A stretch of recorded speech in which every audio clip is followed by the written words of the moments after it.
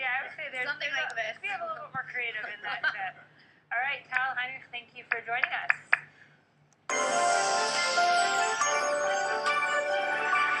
And now we get to say hello and good morning once again to the one and only Anthony Grant. Don't go biting me, please. I will not, but... I will bet on it that you will bite me at one point or another. Oh, come on. That will not happen. But sink your teeth into this juicy World Cup-related story. Good transition, yeah. Who's doing the scoring? Well, according to Beta Beat, it's World Cup fans whose inner Tinderella is coming out strong.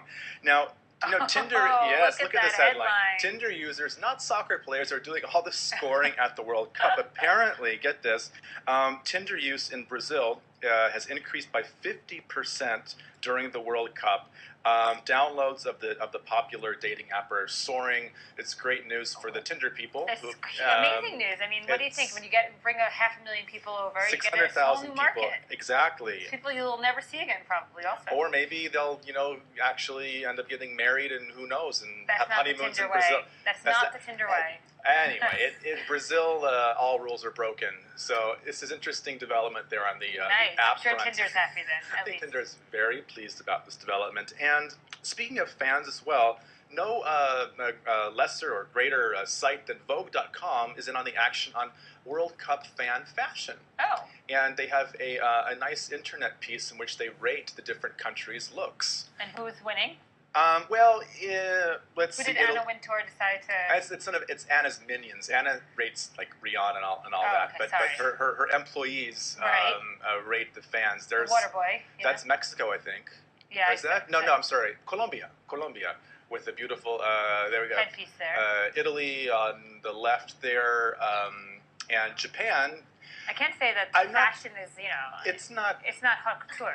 Look, and they are, applauding their team, so there is a Gaga connection. Yeah. Well, everyone wants to have some kind of connection to the World Cup, and Vogue is trying desperately to find the fashion in it. All right. I mean, I don't know. So it's interesting. So the U.S. one didn't get high marks, but no huge surprise there. But speaking about Rihanna. Speaking of fashion, Rihanna of Arabia is how Harper's Bazaar Arabia version has put her on the cover of the July issue. But she's not the new Modesty cover-up This is the new Modesty cover-up style. I think Modesty. I do not think Rihanna. But this is the shocker. She has made Modesty shocking. Because we're so used to seeing what Rihanna doesn't wear, that now we're seeing her, very provocatively covered up. She can't have, she can't do it. And I love her even more. I'm part of her navy, as I hope you are. Not really. Yeah, well, you will be after this segment. She's trying to dance on all fronts. On all fronts. And she gets them. Let's just face it. She's out Gaga. She has her cake and eating it too. What is this? Yeah, but, well, when you're Rihanna, you can do that. You can't be promiscuous and then say you're modest. She's not promiscuous. She plays the field. Dress. Oh, promiscuous. Yes. Sorry. Tastefully done. Anyway. On a similar note, guess who also covered up, but with more controversy? Madonna. On Madonna's Instagram, she Instagrammed herself in a full, headdress there, and we're not really sure why she did it. Apparently it was out of solidarity with Muslim women, but it kind of backfired, and people were saying she should cover up more all the time. I mean, I don't know. What was the solidarity part? I'm not really sure. I tried to figure out what it was all about, and she was quite cryptic about it. But again, look who's making the cover of the fashion magazines. It's your Rihanna's, it's your Lady Gaga. Madonna, I think, is feeling a little... the magazines are just looking for, the 20-year-olds and not looking at the 20 something. Well, wait, Miley's 20 something is 20, I think, but Rihanna's old. She's like 29. Anthony. You're Did I get your goat? Thin line. Well, I'm way above that, so listen. So you get covered up and put yourself on Harper's Bazaar. Listen, if I could be next to Rihanna, I'll do it for free. Now, Gary Oldman. Yes. We talked about him. And I wanted to not talk about him, but everyone is still talking about him because now he went on to Jimmy Kimmel and he said that. Oh, because he has to continue. We said that his apology was a non-apology. Yeah, he's just, it's almost like, did he not realize when he was talking to Playboy that he was going to get quoted around the world? So I guess he didn't, and now on national American TV, he has realized the error of his ways, but he just... Or the studio that's releasing his Planet of the Apes. Planet of the Apes. I think that's who realized that he has to go on this apology tour. Yeah, the apology tour, yeah. I mean, I want to hear more about the movie. But maybe there's nothing to say about the movie. I don't know, but not when you're giving some support to Mel Gibson and Alec Baldwin. I'm sorry. Yeah. Adam Levine. Okay. Adam Levine, we haven't talked much about him on the morning show, but here's a headline from the from page 6 there in the New York Post. Adam Levine, he's he's one who apologized to all of his exes before marrying his fiancee, Behati Prinsloo. He's a Maroon 5 singer, and he has a problem with his image, and I'm not really sure why. Do you have any? Because to me, he's just a good singer. I don't see why people are so down on him online. But he's also asking that question, isn't he? Why do people assume that I'm a douchebag?